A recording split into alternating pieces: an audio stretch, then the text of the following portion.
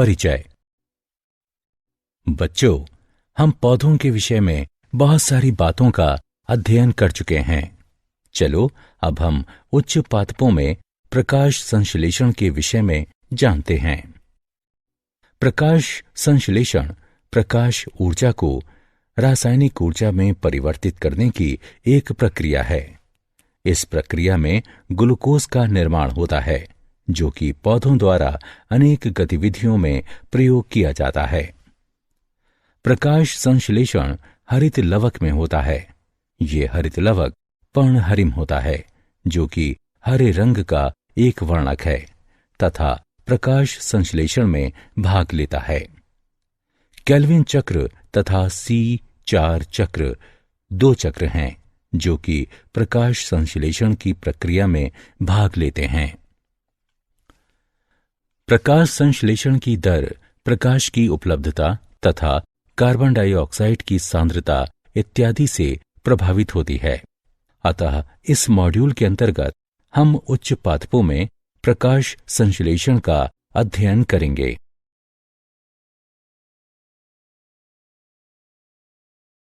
उद्देश्य: इस पाठ के अंत में आप निम्न करने में सक्षम हो जाएंगे।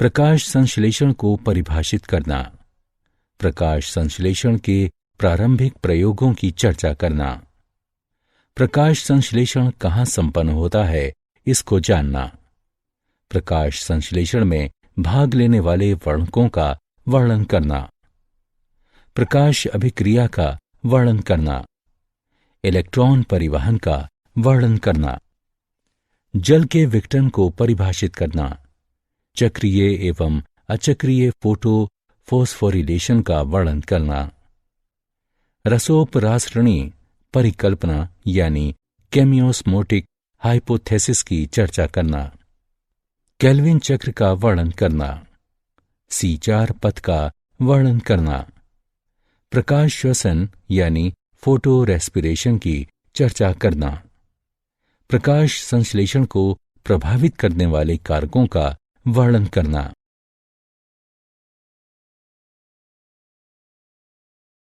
हम क्या जानते हैं? प्रकाश संश्लेषण को इस प्रकार से परिभाषित किया जा सकता है कि ये कार्बन डाइऑक्साइड तथा जल, जो कि क्रमशः वायु तथा मृदा से लिए जाते हैं, एवं प्रकाश की उपस्थिति में पौधों के हरे भागों द्वारा कार्बोहाइड्रेट्स के संश्लेषण की एक विधि है। चलो अब स्टार्च के लिए एक पत्ती का परीक्षण करते हैं। पौधे से एक हरी पत्ती को तोड़ लें। अब चिमटी की सहायता से पत्ती को उबलते जल में डालें। उसे 2 मिनट तक उबलने दें। इसके बाद उबली हुई पत्ती को गर्भ परीक्षण नलिका, जिसमें 90% एथेनॉल हो, इसमें डाल दें। अब गर्भ परीक्षण नलिका को गर्म जल में तब तक पड़े रहने दें जब तक कि पत्ती रंगहीन नहीं हो जाती है। अब पत्ती को निकालकर ठंडे जल से धो लें। अब पत्ती को एक सफेद सतह पर फैला लें। पत्ती पर आयोडीन के विलयन की कुछ बूंदें डालें। ऐसा करने पर पत्ती गहरे नीले रंग में परिवर्तित हो जाएगी, जो स्टार्च की उपस्थिति को दर्शाती है तथा यह सिद्ध करती है कि इनमें प्रकाश संश्लेषण पाया जाता है।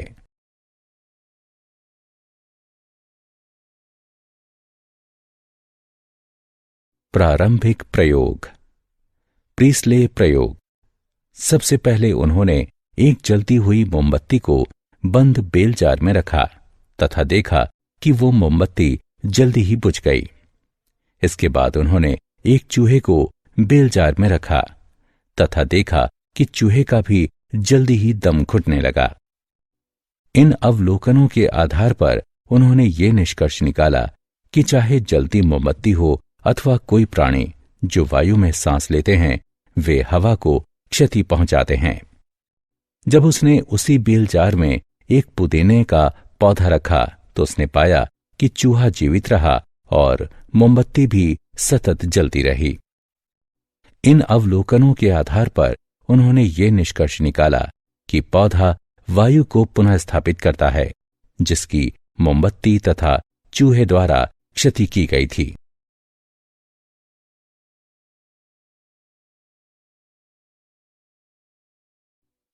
जॉन इंजनहाउस ने यह प्रमाणित किया कि प्रकाश संश्लेषण के लिए सूर्य का प्रकाश आवश्यक होता है। इंजनहाउस ने अपने एक परिष्कृत प्रयोग में एक जलीय पौधे के साथ यह दिखाया कि तेज धूप में पौधे के हरे भाग के आसपास छोटे छोटे बुलबुले बन गए थे, जबकि अंधेरे में रखे गए पौधे के आसपास बुलबुले नहीं बने थे। इन बुलबुलों की पहचान ऑक्सीजन के रूप में की गई।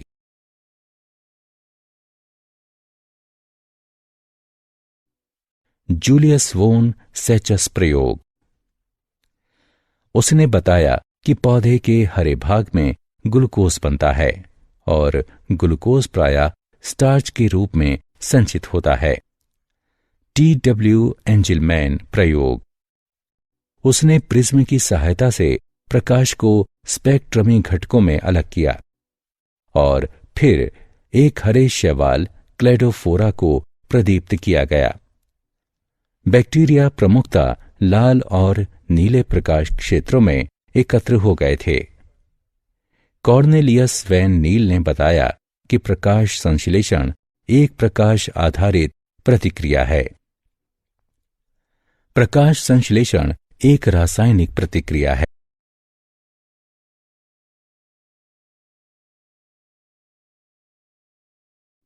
प्रकाश संश्लेषण कहाँ संपन्न होता है? प्रकाश संश्लेषण हरित लवक में होता है, जो कि पौधों के सभी हरे भागों तथा पत्तियों, जो कि प्रकाश संश्लेषण का मुख्य स्थान है, उनमें उपस्थित होता है। प्रत्येक हरित लवक आवरण से घिरा होता है, जो कि 3 परतों से युक्त होता है। वे इस प्रकार हैं: बाह्य झिल्ली, आंतरिक झिल्ली स्थान और आंतरिक झिल्ली। इसमें पीठिका यानी स्ट्रोमा, थाइलेकोइड्स, ग्रेनम, पटलिका, लिपिड, ग्लोब्यूल्स, स्टार्च की कणिकाएं और राइबोसोम पाए जाते हैं। प्रकाश संश्लेषण की 2 अवस्थाएं होती हैं: प्रकाश अभिक्रिया और अप्रकाशी अभिक्रिया। हरित लवक प्रकाश संश्लेषण की दोनों अवस्थाओं में सम्मिलित होता है। प्रकाश अभिक्रिया में झिल्ली तंत्र प्रकाश ऊर्जा को ग्रहण करता है तथा एटीपी एवं NADPH का संश्लेषण करता है। अप्रकाशीय अभिक्रिया में शर्करा का संश्लेषण होता है। ये अभिक्रिया प्रकाश पर प्रत्यक्ष रूप से निर्भर नहीं होती, लेकिन प्रकाश अभिक्रिया के परिणाम पर निर्भर होती है।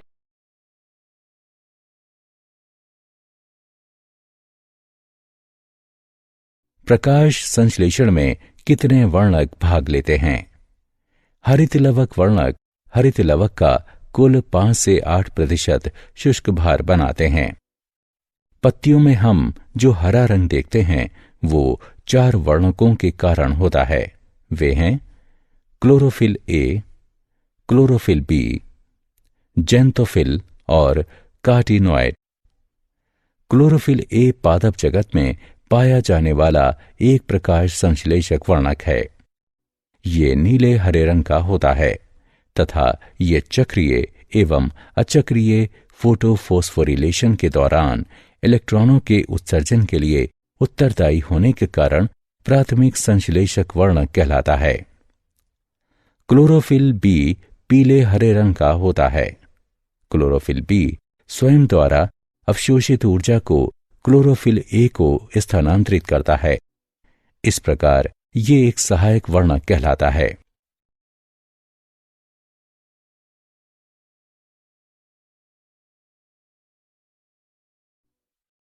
कार्टिनोइड तथा जेंथोफिल।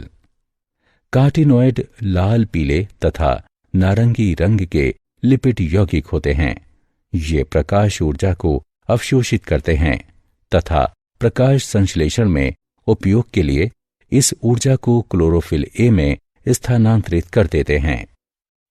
ये फोटो ऑक्सीकरण से क्लोरोफिल अणुओं की रक्षा भी करते हैं। जेंथोफिल पीले रंग के होते हैं। ये क्लोरोफिल के साथ प्रकाश संश्लेषण में भाग लेते हैं।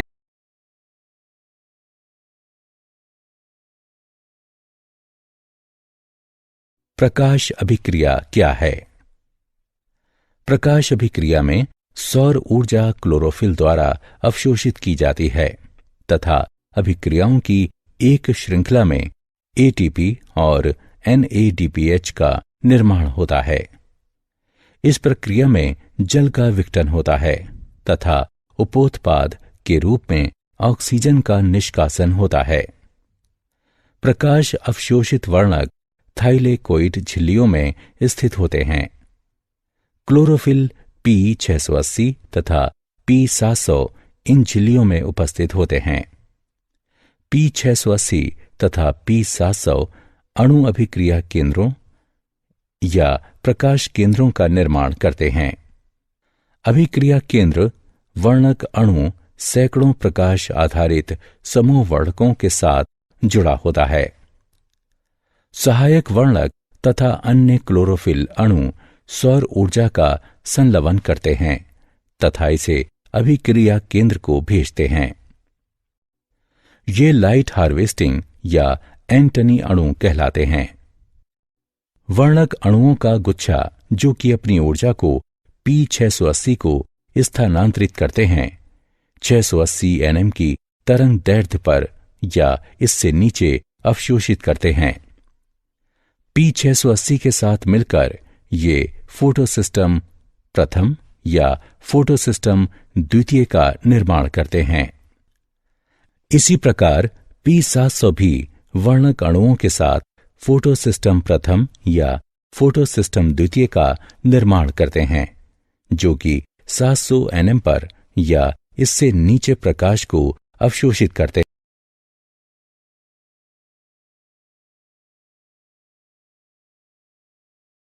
इलेक्ट्रॉन परिवहन।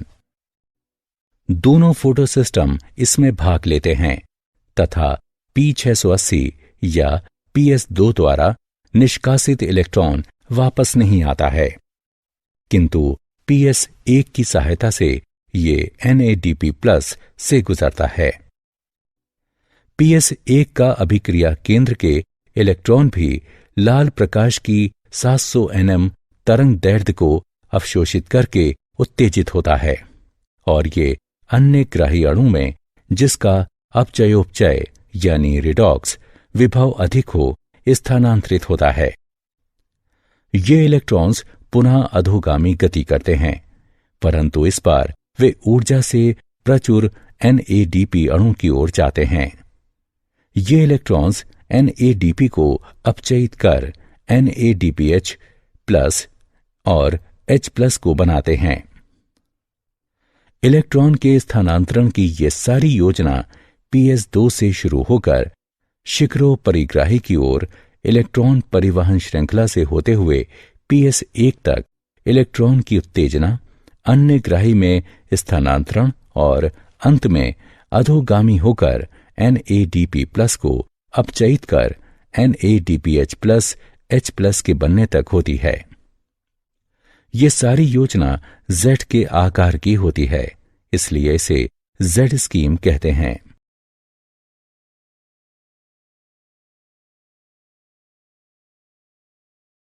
जल का विघटन। ये प्रदीप्त हरित लवक में H2O का हाइड्रोजन तथा ऑक्सीजन में विखंडन होता है। प्रोटीन का एक छोटा कॉम्प्लेक्स फोटोसिस्टम 2 से जुड़ा होता है। ये ऑक्सीजन निर्माण कॉम्प्लेक्स कहलाता है। ऑक्सीजन निर्माण कॉम्प्लेक्स केंद्र जल यानी H2O, ऑक्सीजन, H+ तथा इलेक्ट्रॉन में ऑक्सीकृत हो जाता है। इस प्रक्रिया के दौरान Cl- Ca2+ तथा Mn2+ की आवश्यकता होती है।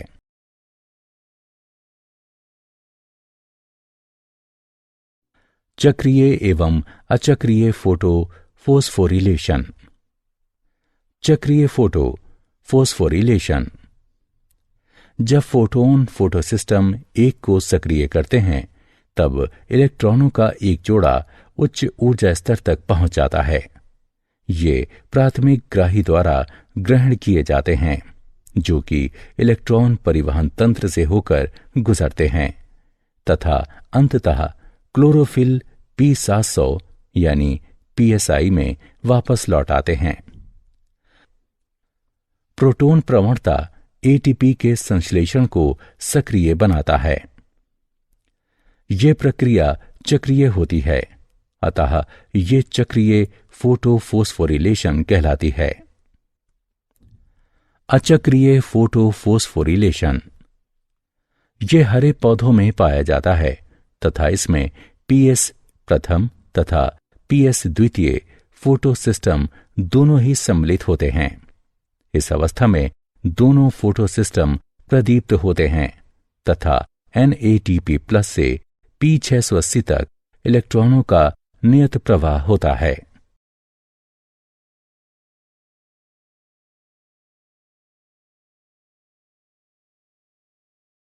रसोपरासरणी परिकल्पना, केमियोस्मोटिक हाइपोथेसिस। रसोपरासरणी परिकल्पना हरित लवक में एटीपी संश्लेषण का वर्णन करती है।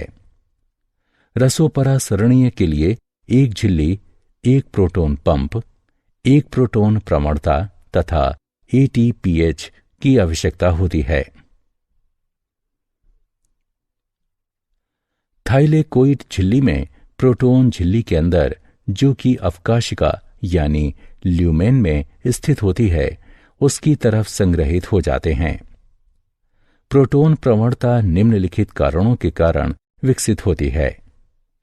जल विघटन अभिक्रिया झिल्ली की आंतरिक सतह में होती है, इसलिए इस अभिक्रिया में निर्मित हाइड्रोजन आयन अवकाशिका यानी ल्यूमेन में संचित हो जाते हैं। फोटोफोस्फोरिलेशन के दौरान जब इलेक्ट्रॉन वाहक अणु स्वयं के इलेक्ट्रॉनों को झिल्ली की अंतरा सतह में स्थित इलेक्ट्रॉन वाहक को भेजता है, तब प्रोटॉन झिल्ली की अंतरा सतह यानी अवकाशिका में मुक्त होते हैं। NADP रिडक्टेस एंजाइम झिल्ली के स्ट्रोमा की ओर होता है। PS1 के इलेक्ट्रॉन ग्राही से आने वाले इलेक्ट्रॉन्स के साथ साथ प्रोटॉन NADP को NADPH+ में अपचयित करने के लिए आवश्यक होता है। ये प्रोटॉन पीटिका स्ट्रोमा से ही आते हैं। परिणाम स्वरूप स्ट्रोमा में उपस्थित प्रोटॉनों की संख्या घट जाती है तथा अवकाशिका में उपस्थित प्रोटॉनों की संख्या बढ़ जाती है। इसलिए थाइलेकोइड झिल्ली के आर पार एक प्रोटॉन प्रवणता स्थापित हो जाती है। प्रोटॉन प्रवणता के टूटने पर ऊर्जा मुक्त होती है। ये प्रवणता इसलिए भंग होती है क्योंकि H+ झिल्लिका में मौजूद ATPH के पारगमन वाहिका F0 के माध्यम से पीटिका यानी स्ट्रोमा में गतिशील होता है। ATPH इस एंजाइम के दो भाग हैं, F0 और F1। ATPH के कण F1 में संरूपण परिवर्तन आता है, जिससे कि एंजाइम ऊर्जा से प्रचुर ATP अणुओं का संश्लेषण कर सकता है।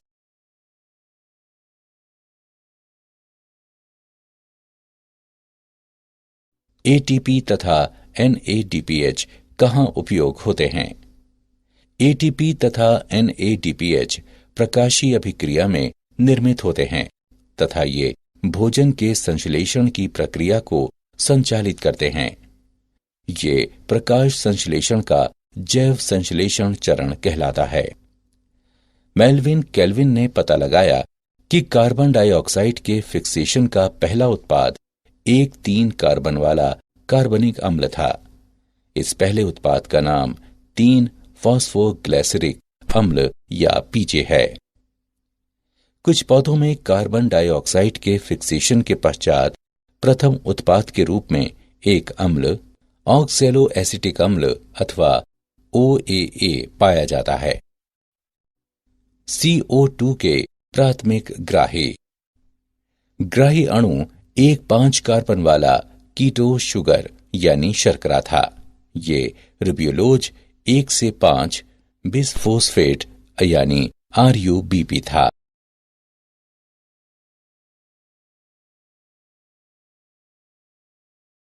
केल्विन चक्र। केल्विन चक्र में 3 अवस्थाएं होती हैं जो कि निम्न प्रकार हैं: कार्बोक्सिलीकरण, रिडक्शन यानी अपचयन, रीजनरेशन यानी पुनरुद्भवन। कार्बोक्सिलीकरण। कार्बोक्सिलीकरण में कार्बन डाइऑक्साइड यानी CO2 5 कार्बन अणु जिसे RUBP कहते हैं, इनके साथ संयोजित होता है तथा परिणाम स्वरूप 6 कार्बन वाला अणु बनता है जो कि अस्थिर होता है तथा तुरंत ही 3 कार्बन अणु 3 फॉस्फोग्लिसरेट में परिवर्तित हो जाता है। रिडक्शन यानी अपचयन प्रतिक्रियाओं की एक श्रृंखला है जिसमें ग्लूकोज बनता है। इस चरण में प्रत्येक CO2 अणु के स्थिरण हेतु ATP के 2 अणुओं का उपयोग फॉस्फोरिलेशन के लिए तथा NADPH के 2 अणुओं का उपयोग अपचयन हेतु होता है। पद से ग्लूकोज के एक अणु को बनाने के लिए CO2 के 6 अणुओं के यौगिकीकरण तथा चक्करों की आवश्यकता होती है। रीजनरेशन यानी पुनरुद्भवन। अविरत केल्विन चक्र के लिए RUBP के अणु का रीजनरेशन यानी पुनरुद्भवन आवश्यक होता है।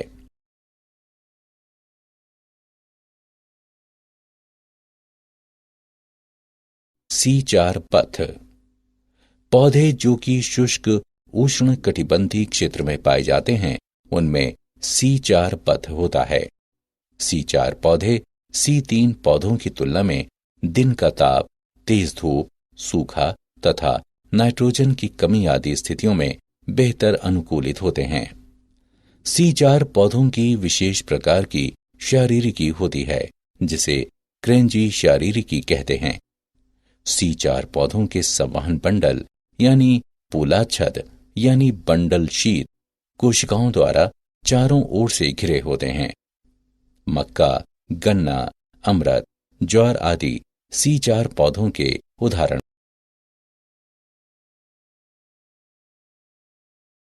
C4 पथ की क्रियाविधि। मध्योतक कोशिका के कोशिका द्रव्य में फोस्फोइनोल पाइरुवेट कार्बोक्सिलेज की क्रिया द्वारा कार्बन डाइऑक्साइड का प्राथमिक ग्राही अणु फोस्फोइनोल पाइरुवेट है। ये 4 कार्बन वाला यौगिक ऑक्सेलो एसीटेट का निर्माण करता है तथा ये एक अन्य 4 कार्बन वाले यौगिक जिसे मैलेट कहते हैं उसमें परिवर्तित हो जाता है तथा NADPH का निर्माण करता है। अब मैलेट यानी पोलाच्छद बंडल शीत कोशिकाओं को स्थानांतरित हो जाता है। 4 कार्बन वाला मैलेट विकार्बनीकृत होकर कार्बन डाइऑक्साइड, एक 3 कार्बन वाला यौगिक पाइरुवेट तथा NADPH का निर्माण करता है। कार्बन डाइऑक्साइड राइब्लोज बिसफॉस्फेट के साथ जुड़कर केल्विन चक्र में सम्मिलित हो जाती है। उत्पन्न हुई पाइरुवेट मध्योतक कोशिकाओं में पुनः प्रवेश करता है जहां पर ये ATP से प्रतिक्रिया करता है तथा फॉस्फोइनोल पाइरुवेट में बदलकर पुनः C4 चक्र को प्रारंभ करता है।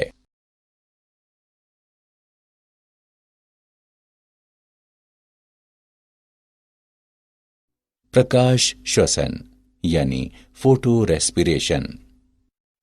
प्रकाश श्वसन यानी फोटो रेस्पिरेशन वह प्रक्रिया है जिसमें कि प्रकाश संश्लेषण के दौरान सूर्य के प्रकाश की उपस्थिति में पौधे ऑक्सीजन का उपभोग करते हैं तथा कार्बन डाइऑक्साइड मुक्त करते हैं, जिसके परिणाम स्वरूप प्रकाश संश्लेषित उत्पाद में कमी आती है तथा ATP का निर्माण नहीं होता है। C3 पौधों में रूबिस्को एंजाइम में ऑक्सीजन की तुलना में कार्बन डाइऑक्साइड के लिए अधिक बंधुता पाई जाती है तथा ये सापेक्ष सांद्रता पर आधारित होती है।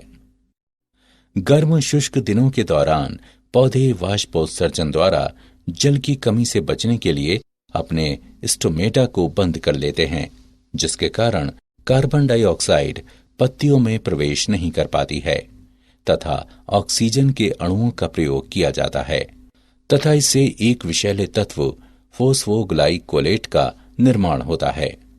इस विधि में प्रकाश श्वसन के दौरान किसी भी एटीपी का निर्माण नहीं होता है, जबकि C4 पौधों में प्रकाश श्वसन नहीं होता है।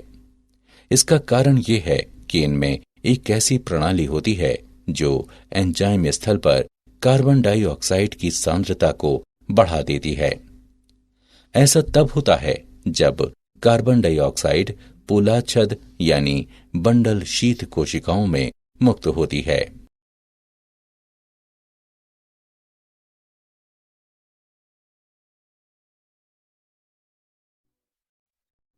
प्रकाश संश्लेषण को प्रभावित करने वाले कारक।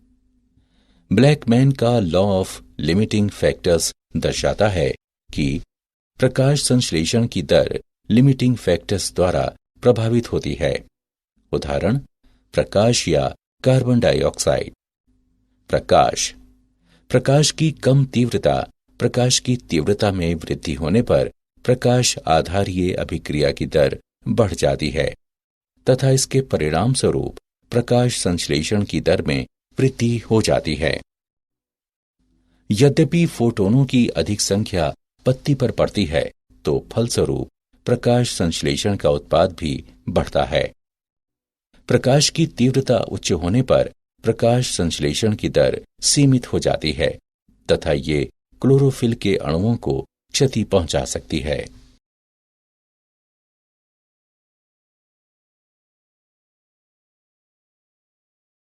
कार्बन डाइऑक्साइड की सांद्रता।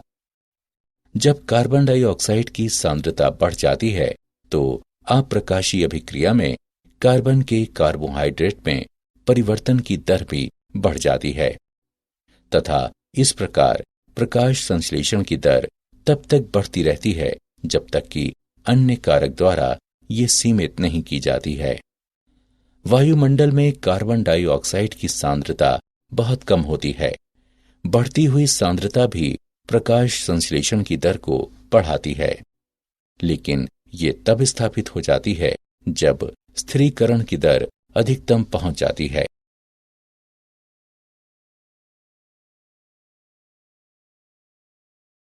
ताप। प्रकाश संश्लेषण की प्रकाशीय अभिक्रिया ताप से कम प्रभावित होती है, जबकि अप्रकाशीय अभिक्रियाएं ताप द्वारा प्रभावित होती हैं। जब एंजाइम अभिक्रियाओं को उत्प्रेरित करते हैं, यद्यपि एंजाइम अनुकूलतम तापमान पर पहुंच जाते हैं तो कुल दर बढ़ जाती है। ताप में प्रत्येक 10 डिग्री सेल्सियस की वृद्धि होने पर अभिक्रिया की दर दोगुनी हो जाती है तथा ये अनुकूलतम तापमान पार करने पर जब एंजाइम विघटित हो जाते हैं तो ये घट जाती है।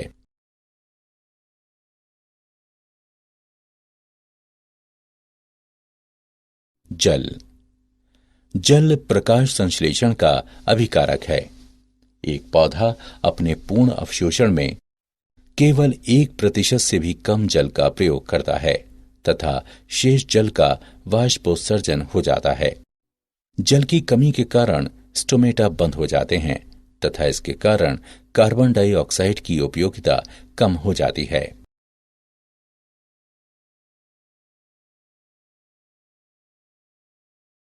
क्या आप जानते हैं, फफूंदनाशी प्रकाश संश्लेषण को बढ़ाता है, जिससे संभावित उपज भी बढ़ जाती है।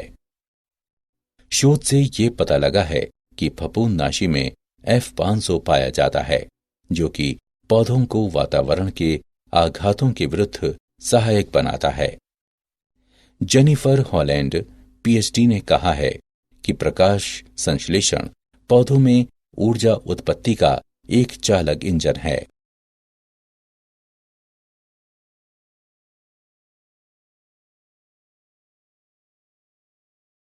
सारांश। आइए हमने जो कुछ सीखा है उसे संक्षेप में दोहराएं।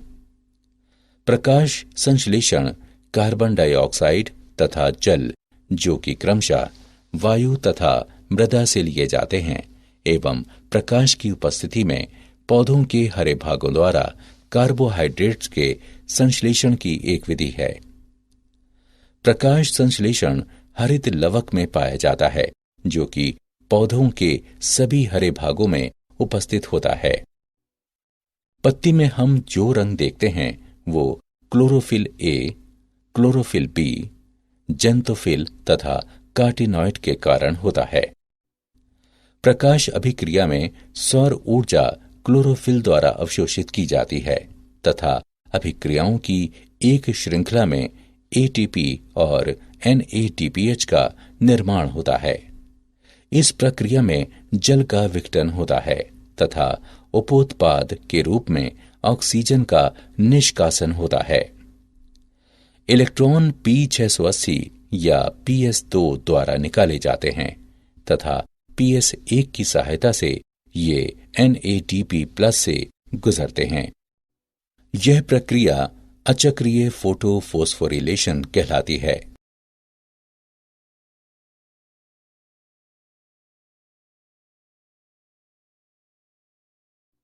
केल्विन चक्र की 3 अवस्थाएं कार्बोक्सिलीकरण, रिडक्शन यानी अपचयन तथा रीजनरेशन यानी पुनरुद्भवन होती हैं।